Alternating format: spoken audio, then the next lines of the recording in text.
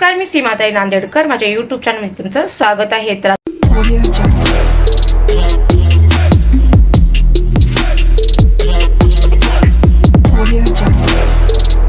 आजचा ब्लॉग तुम्ही पूर्ण बघा.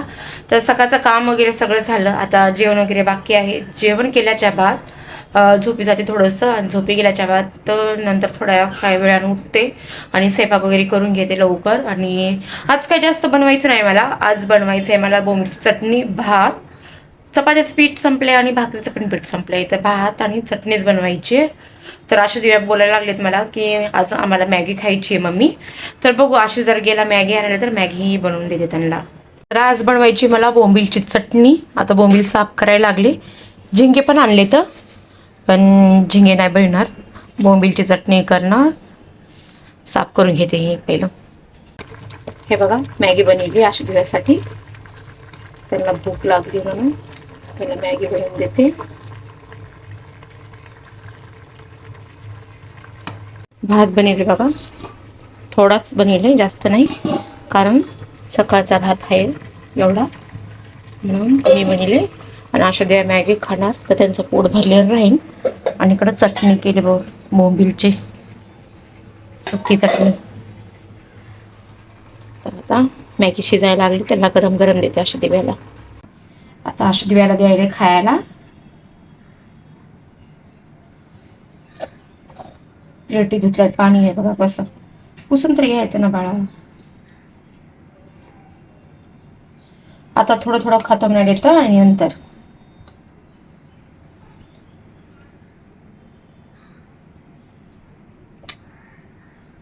थोडा बस झाला का त्या प्लेटातलं.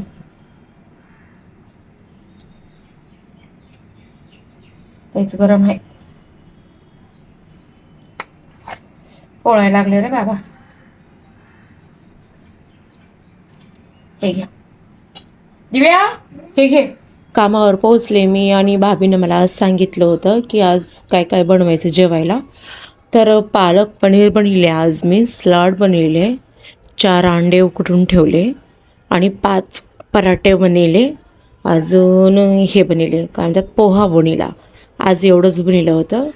तर लागली पटपट तयारीला. आणि मला एक डोक्याला लय टेन्शन आलं आहे. मला एक काय माहिती आहे का, मला एकच काम आहे. एकाच कामामध्ये मला परवडत नाही. रिक्षा भाडं खूप महाग आहे.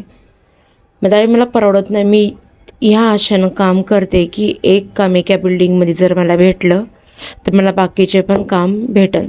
5 दिवस झाले वाटते, आज 5-6 दिवस झाले, तर मला अजून काम भेटलं नाही आहे. तर मग मला जर असं एकच काम जर भेटलं तर मला परवडणार नाही आहे काम. कारण मला ना, तुम्हाला खरं सांगू, मला 120 रुपये 110 रुपये रोजचे लागायलेत रिक्षाला, आणि ते मला परवडणार नाही.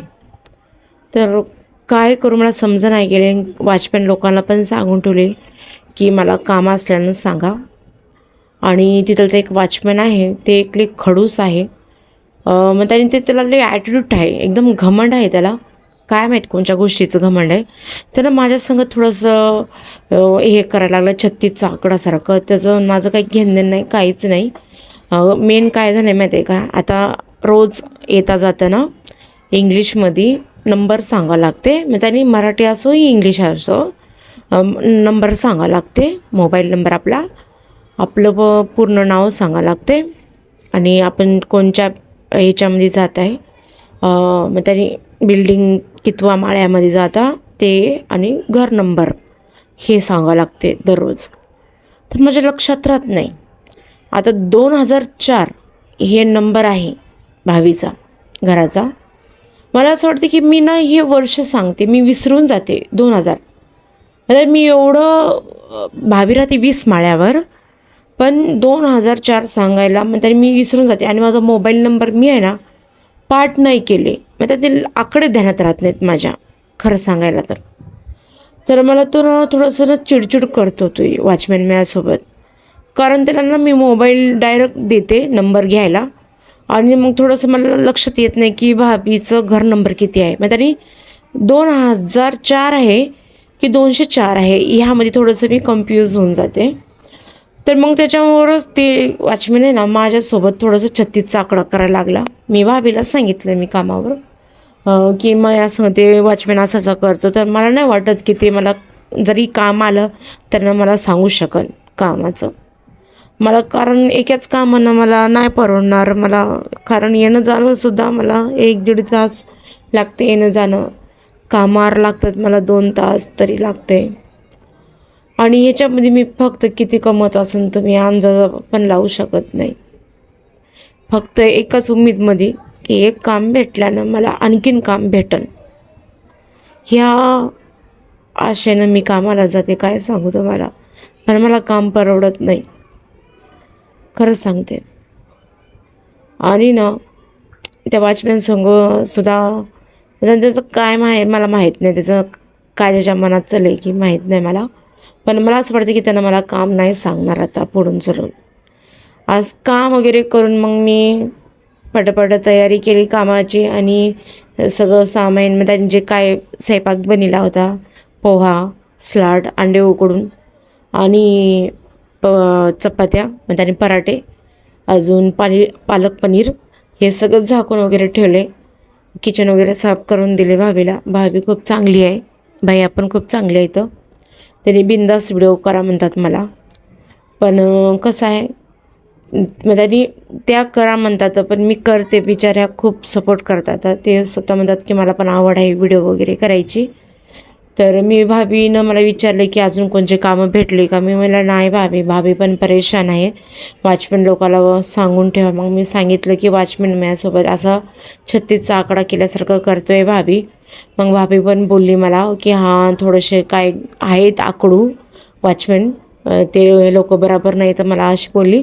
तरी पण सांगून ठेव म्हणले सगळ्याला. तरी पण मी तिकडच्या 1-2 जणांना सांगून ठेवले. आता बघू मला आणखीन भेटतात की कसे कामं. पण एका कामानं मला नाही परवडत हो, कारण इतक्या दूर जाणं आणि एकच काम, आणि किती कमवू शकते, मला किती उरायला लागले तर हे मी सांगन कधीतरी वेळ आल्यानं. पण मला खरंच म्हणजे मला काम करायचं आहे. माझ्या घरातली परिस्थिती लय बेकार आहे, मी सांगू नाही शकत. लोकांचं द्यायचं आहे मला अजून, जे लोकांकडून मी मदत घेतली होती ते लोकांचे पैसे द्यायचे आहेत. पण माझी एवढी परिस्थिती खराब आहे की मी त्या लोकांना आता काही देऊ शकत नाही.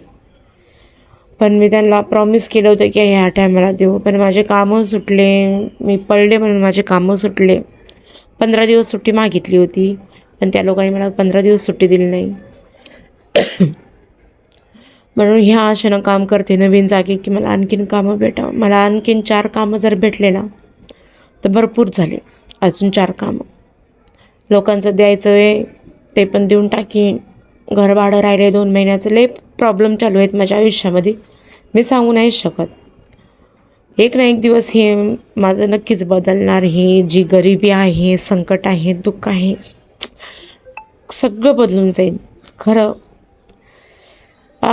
मी तुमच्यासोबत सांगू शकत नाही की आमच्यावर रोज काय बितत असं, त्यांनी काय आमच्यावर, आम्ही किती सण करता, मी आणि माझी मुलं लय सण करता. पण ह्या आशेवर आहे की आज ना उद्या चांगलं होईल.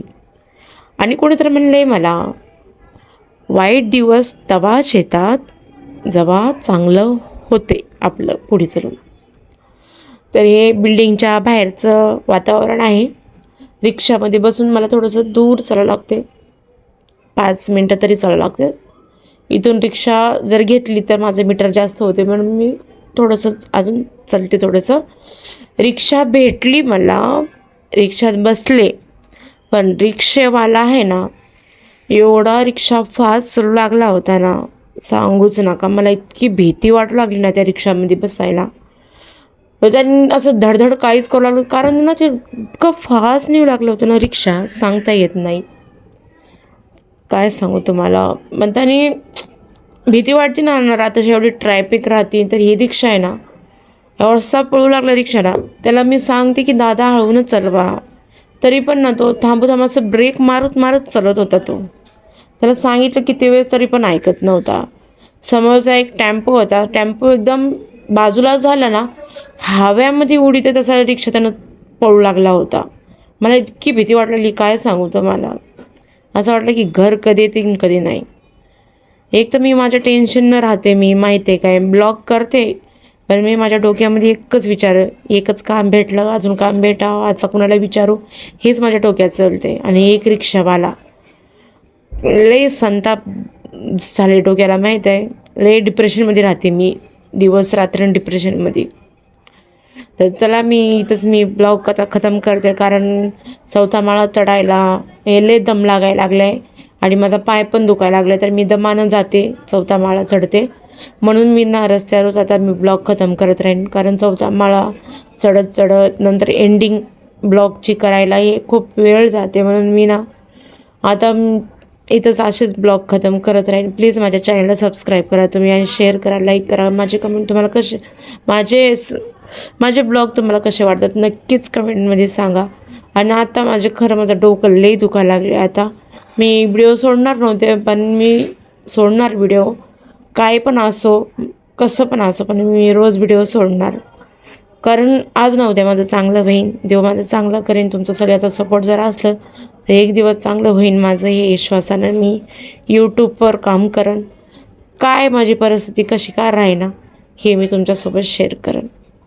तर चला बाय, काळजी घ्या. आणि स्वतः, आता थंडी खूप जास्त वाढली आहे, स्वतःची काळजी घ्या.